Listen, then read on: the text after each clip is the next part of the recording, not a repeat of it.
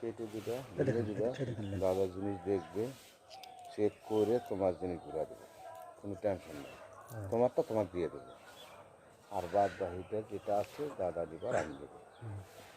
তুমি এইবার তোমার জিনিস যদি ঠিক হয়, সে ঠিক আছে আমি দিচ্ছি, আপনি তো দেখেন নাই, জিনিস যদি ঠিক হয় তোমার টাকা দেবো।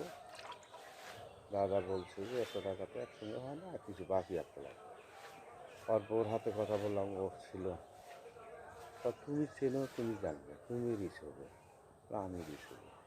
দাদার বাড়ি ঘর চিনি, কেন তুমি, তোমার টাকা নিয়ে যাইতে লাগবে না, আমি নিয়ে আসে দেবো। ঠিক আছে, এমনি কথাবার্তা ঠিক আছে, কোনো টেনশন নেই। ঠিক আছে তাহলে।